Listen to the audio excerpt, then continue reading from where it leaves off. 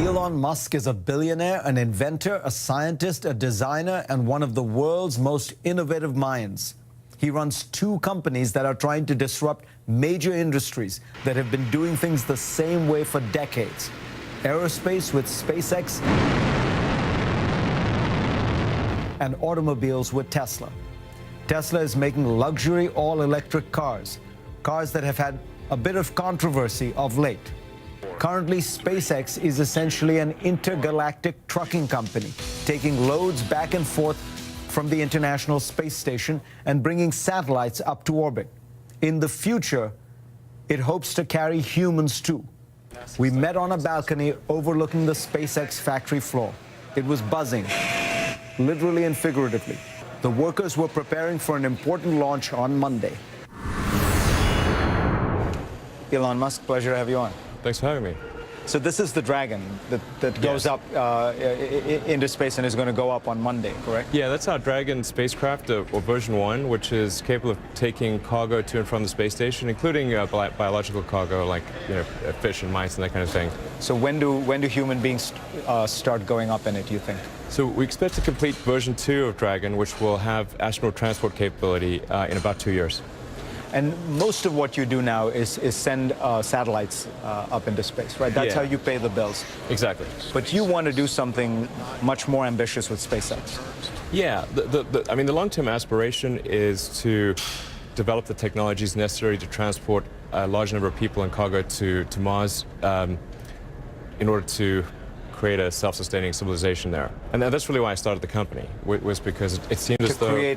To create the possibility for life on other planets.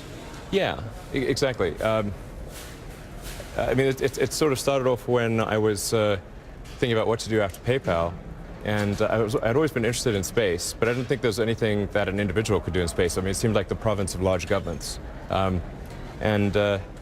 But I sort of started looking into it, and I went to the NASA website to find out when we're going to Mars. Because it seems like, obviously, that is the next thing after the moon. And I couldn't find anything. So I was like, wow, this just seems very strange. Initially, I was under the impression that it was that we'd lost the will to do that.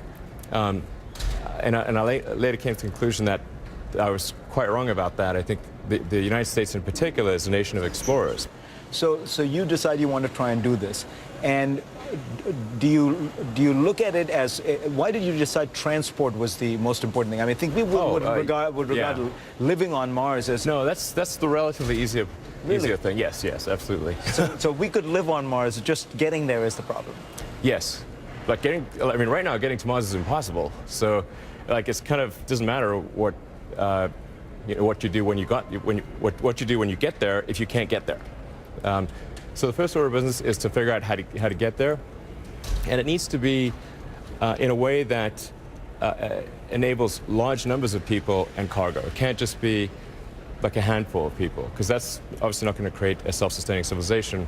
And Apollo was an amazing, inspiring thing for all of humanity, but the last time we went to the moon was like 1973 or 4, I believe. So we don't want to just have flags and footprints and then never go to Mars again. If we just have one mission, that will also be a super inspiring thing, but it's not going to fundamentally change the future of humanity.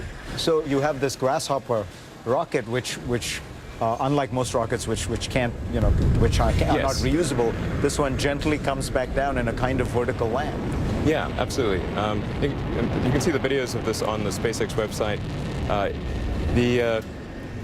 The fundamental breakthrough, going back to the point of that developing a Mars transportation system, it has to be affordable to go. Like, it can't just be like billions of dollars per person to go to Mars. Then there's no way you could establish a base on Mars at that cost.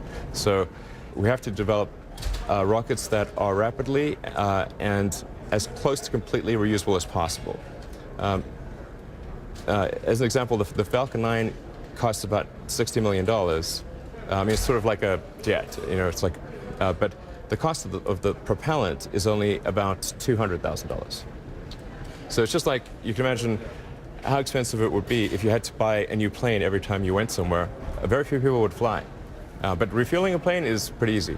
We once talked about airplane travel, and I asked you why it is that with all this technological improvement over the last 30 or 40 years, the one thing that doesn't seem to have improved, and it is in the domain of the private sector, sort of, is jet travel. Sure, I mean, if absolutely. you're flying from New York to London, it takes about as long as it took 40 or 50 years ago. In fact, it takes longer. It actually, it actually does take longer because I mean, the 787, like my favorite sort of commercial airliner is the 747 because it actually goes quite fast, and it's actually incredible that thing was. I mean, the first iteration of it was designed in the 60s. I mean, since then, I don't think we've exceeded the 747, Why? which is nutty.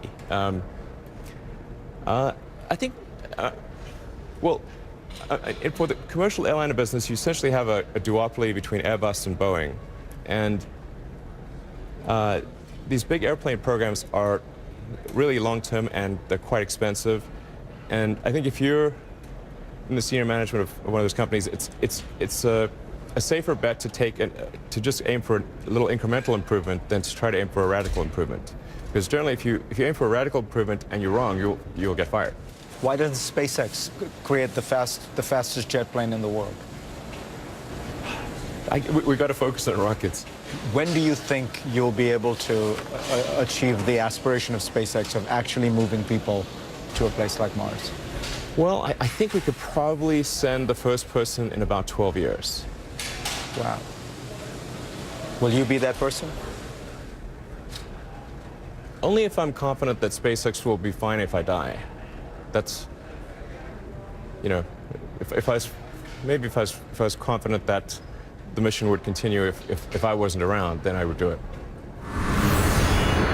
Elon Musk on his program to Mars. Lots more ahead from him, including his response to all the headlines about Tesla's cars catching fire. New technology should have a spotlight on it, but it shouldn't have a laser on it. Elon Musk says he doesn't get a lot of sleep these days. He's not only CEO and chief designer at SpaceX, he's also CEO and product architect at Tesla. Tesla produces luxury all-electric vehicles, and the company's cars have been in the news after some Model S sedans caught fire. Earlier in the week, but after our interview, the National Highway Transportation Safety Board announced an investigation into two of the incidents. The board had previously given the Model S a 5-star safety rating, its highest. Listen in to more of my interview with Elon Musk. You've heard all the press about Tesla, so let me first give you a chance to get it off your chest. I've been like pistol whipped. 3 cars caught on fire. What's your response? So the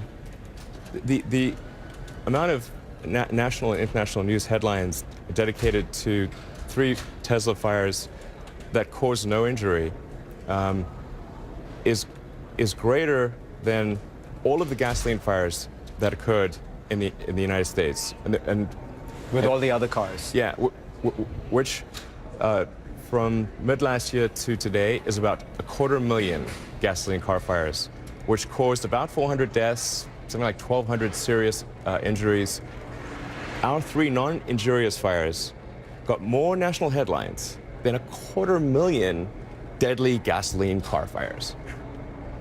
That's mad. What the heck is going on? I mean, I realize like a new technology should have a spotlight on it, but it shouldn't have a laser on it. So when you look at Tesla, the big concern many people have is scale. You're producing about 30,000 cars a year, but Toyota is producing we're minuscule. Millions. So we get like way too much attention, good or bad. And your market cap is almost as high as some of these car companies. Well, it's gotten less in recent weeks, but yeah. Do you think it's crazy, or do you think it's an appropriate indication of future growth? Yeah, I mean, what I've actually said on more than one occasion is that I thought our valuation was more than we had any right to deserve. That we would do our best to fulfill those value expectations, and that I thought over time the value of Tesla would probably significantly exceed where it is today, or even where it was at a relatively high point a few weeks ago. But it would be, I think, silly for me to assert that Tesla is unequivocally worth, at one point we were like worth $22 billion. And we'll have somewhere over $2 billion in sales this year.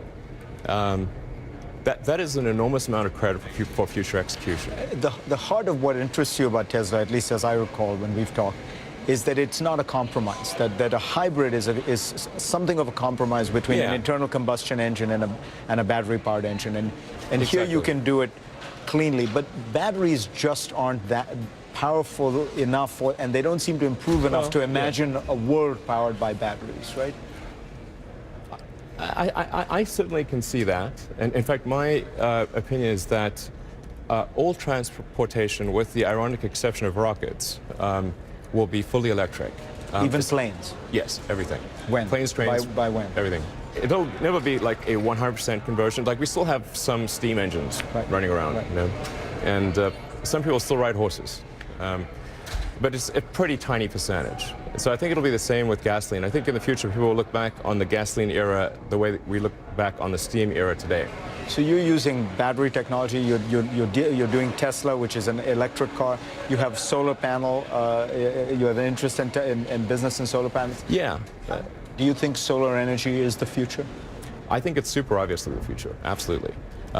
In fact, I mean, if you think about it, the world is almost entirely solar powered already, in that we would be a frozen ice ball at about 3 or 4 degrees Kelvin, or close to absolute zero, without the sun. And the sun powers our entire system of precipitation. The ecosystem and is, the agriculture. Yeah, but apart from a tiny number of exceptions, almost all life is solar powered. All right, another great technology you've talked about that most people think of as out of a movie. Explain how it would work. Let's say it's New York to Boston or LA to San Francisco. I get into a tube, and it's almost like air hockey. The way it works is I strap myself into a seat and... Well, it would actually feel maybe like the Space Mountain ride at Disney World. And the G-loading would actually be less than what people experience at Space Mountain. So if you can handle Space Mountain at Disneyland, you should be able to handle the Hyperloop. It'll feel super smooth because, as you mentioned, it would use air skis, like a air hockey table, but with the air jets on the pod side as opposed to the tube side. So it would just be, it would be smooth as glass. 10 years from now, what will car travel look like in America? 10 years from now? I think there's going to be a lot of electric cars on the road. Well, certainly vastly more than there are now.